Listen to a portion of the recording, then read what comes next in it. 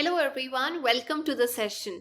आज हम डिस्कस करने जा रहे हैं ग्रेड 8 की साइंस और उसका 17th chapter stars and the solar system part 2। Part 1 में हमने कॉन्स्टलेशन के बारे में पढ़ा था, स्टार्स के बारे में पढ़ा था, प्लैनेट्स के बारे में बातचीत करनी शुरू की थी।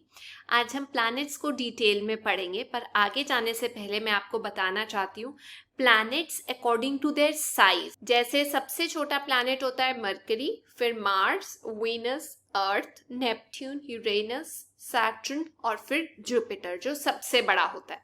सबसे पहले हम बात करेंगे मरकरी की, उसे बोला जाता है बुध।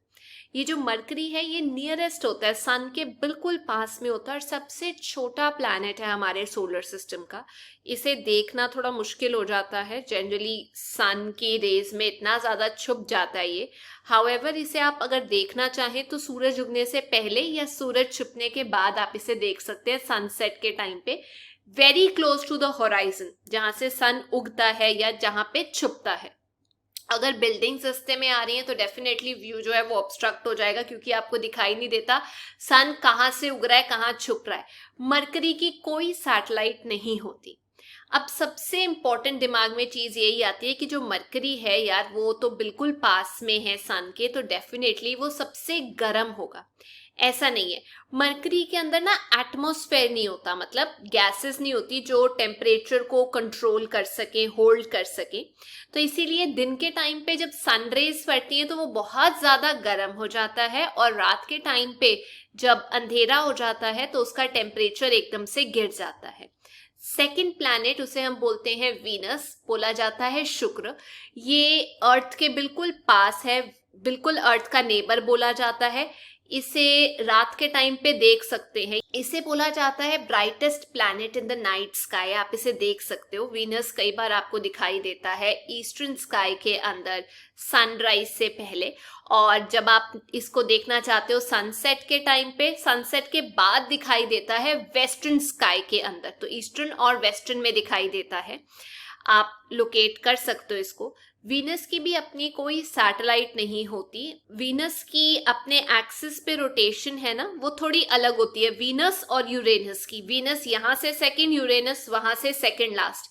ये दोनों प्लैनेट्स कुछ खास हैं क्योंकि ये रोटेट करते हैं ईस्ट टू वेस्ट। अब जो अर्थ और बाकी सारे प्लैनेट्स हैं वो वेस्ट टू ईस्ट रोटेट करते हैं, लेकिन ये दो प्लैनेट्स, याद रखना, दो प्लैनेट्स इधर से सेकंड और उधर से सेकंड लास्ट अलग तरीके से मूव करते हैं। आप चाहें तो न्यूज़पेपर से इंफॉर्मेशन इकट्ठी कर सकते हैं वीनस के बारे में और उसे चिपका सकते हैं। अब अगर आप वीनस को देखना चाहते हैं तो टेलीस्कोप का यूज कर सकते हैं। आपको वीनस भी वैसे फेजेस में दिखाई देगा जैसे मून दिखाई देता है वैसा। अब अर्थ की बात करते हैं, जिसे हम पृथ्वी बोलते हैं। ये अकेला प्लैनेट है जिसपे लाइफ पॉसिबल होती है, क्योंकि यहाँ पर स्पेशल एनवायरमेंटल कंडीशंस होती है जो लाइफ पॉसिबल करती है। जैसे सही डिस्टेंस है अर्थ का सन से, प्लस टेम्परेचर बैलेंस मेंटेन रहता है क्योंकि अर्थ के आसपास एक एटमॉस्फेयर की लेयर है, पानी है, ओजोन लेयर है। तो ये जो इन्वायरमेंट है जिसे हम डैमेज करने पे लगे हुए हैं, एक्चुअली यही रिस्पॉन्सिबल है हमारे लिए लाइफ पॉसिबल करने के लिए अर्थ पे। स्पेस से अगर आप अर्थ को देखते हो तो ब्लू ग्रीनिश कलर का दिखाई देता है, क्योंकि जब सन की लाइट पड़ती है ना तो जो वाटर है वो लाइट रिफ्लेक्ट करता है, ब्लू कलर का दिखाई देता है, और लैंड से लाइट रिफ्लेक्ट होती है तो वो ग्रीन कलर का दिखाई देता है। अब यहाँ पर दो चीज़ों के बारे में आपको इंफॉर्मेशन होनी चाहिए। पहली चीज़ ये कि जो अर्थ है जब वो अपने एक्सिस पे घूमता है तो वो बिल्कुल स्ट्रेट ऐसे नहीं घूमता अपने एक्सिस पे। जब वो रोटेट करता है वो इंक्लाइंड है 23.5 डिग्री पे, ऐसे थोड़ा सा मुड़ा हुआ है और फिर वो ऐसे ऐसे करके घूमता है। हमें नहीं पता चलता क्योंकि चीजें ऐसे खिसकती नहीं है, पर जी हाँ, अर्थ इज इंक्लाइंड अपनी एक्सिस पे 23.5 डिग्री पे। और ये जो टिल्ट है ये रिस्पॉन्सिबल होती है अलग अलग सीजन्स लाने के लिए अर्थ के ऊपर। अगर एक बच्चा 13 साल का और वो जानना चाहता है कि वो सन के आसपास कितनी बार गया होगा, तो 1 साल लगता है अर्थ को ऐसे चक्कर पूरा करने के लिए। वो 13 बार गया होगा सन के आसपास। अब एक और इम्पॉर्टेंट चीज़ है जो अर्थ के बारे में आपको पता होनी चाहिए कि जो ऑर्बिट है अर्थ का, अर्थ ऐसे टिल्टेड है लेकिन एक ऑर्बिट है ना जिसके ऊपर वो सन के आसपास चक्कर लगाती है, वो उस ऑर्बिट पे सीधा ऐसे नहीं घूमती, ऑर्बिट पे भी उसका एक इंक्लाइन है, वो है 66.5 डिग्री। ईस्ट या वेस्ट नहीं होता, सिर्फ 66.5 डिग्री। आप देख सकते हैं कि कैसे इंक्लाइंड है। एक प्लैनेट है जो बिल्कुल ऐसा होके चल रहा है, उसका इंक्लिनेशन बिल्कुल परपेंडिकुलर ही है, हम उसके बारे में बात करेंगे। अब हम बात करते हैं मार्स के बारे में, जिसे हम मंगल बोलते हैं। बहुत सारे मिशन हम लोगों ने मार्स पे भेजे थे, मार्स पे स्टडी करने के लिए क्या लाइफ पॉसिबल है या नहीं।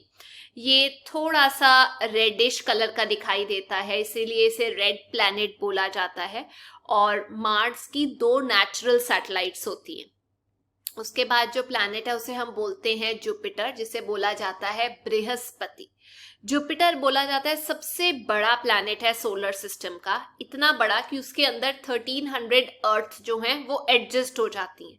जो मास है जुपिटर का वो 318 टाइम्स है अर्थ के मास के, और ये बहुत तेज तेज रोटेट करता है अपनी एक्सिस पे ऐसे करके। तो आप सोच सकते हैं कि जुपिटर कितनी तेज स्पिन करता होगा अपनी एक्सिस पे। इसकी बहुत सारी नेचुरल सैटेलाइट्स हैं, प्लस इसके आसपास ना फेंट सी रिंग्स भी हैं, जिससे आप रिकॉग्नाइज कर सकते हो कि भाई ये प्लैनेट जो है ये जुपिटर है।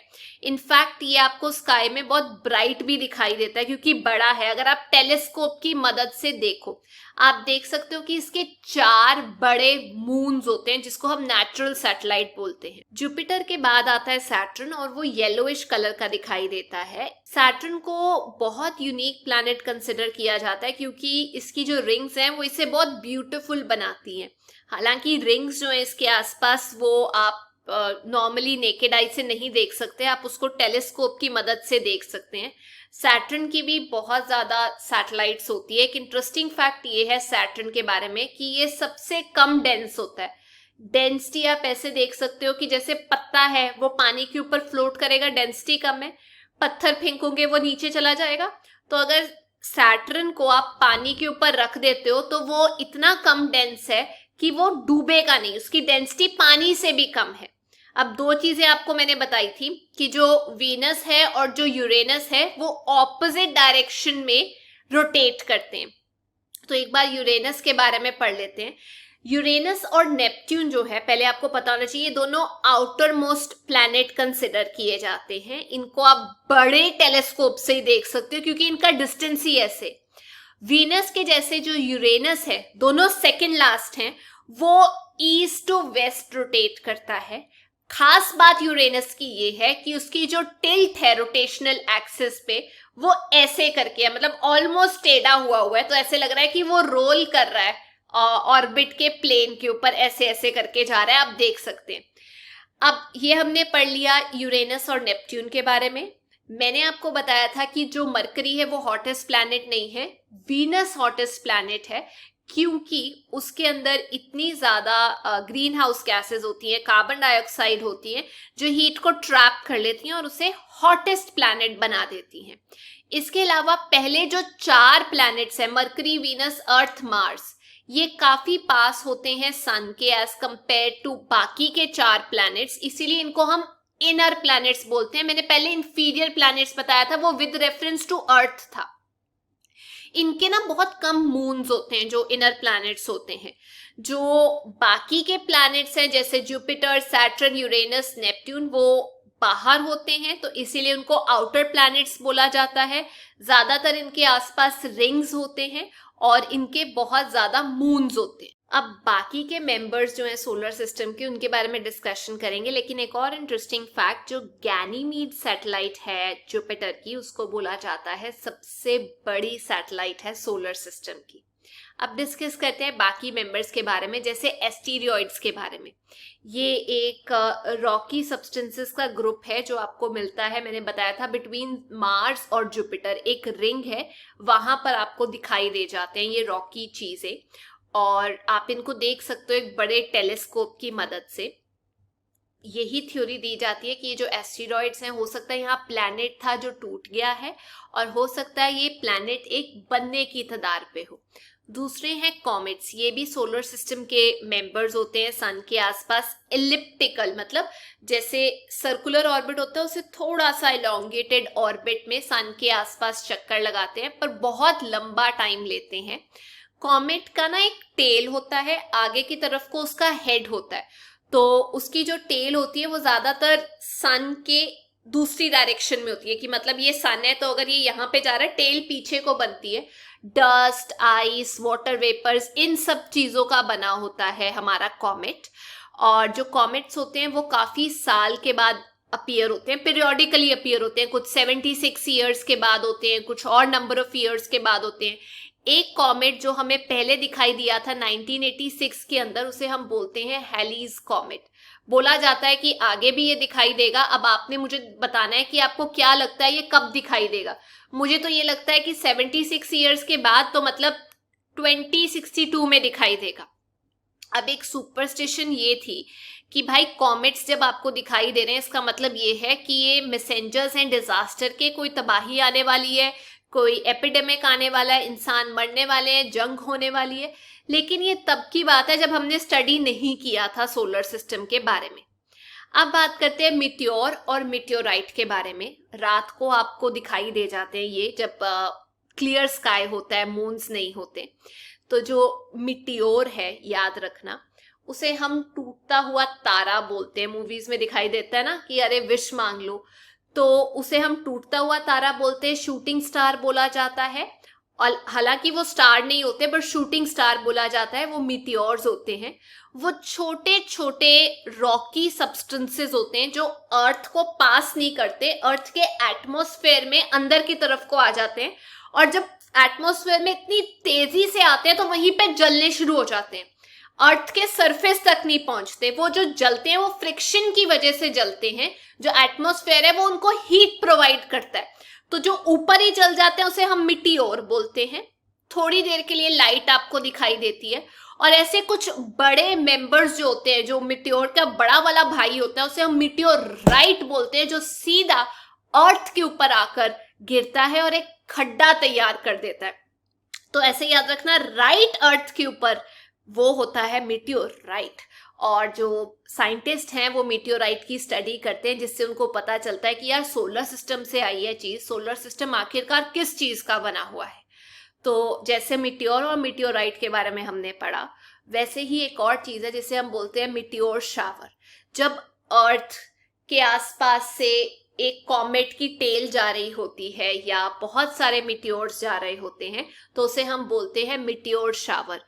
कुछ जो शावर्स हैं वो रेगुलर इंटरवल में आपको दिखाई देंगी, मतलब छोटे छोटे पार्टिकल्स दिखाई देंगे। इसके बारे में आप और डिटेल में पढ़ सकते हैं। अच्छा, लास्ट चीज आर्टिफिशियल सैटेलाइट। अर्थ की अपनी आर्टिफिशियल सैटेलाइट है, नेचुरल सैटेलाइट मून है। ये आर्टिफिशियल सैटेलाइट इंसान बनाते हैं, इनको मैन मेड सैटेलाइट बोला जाता है।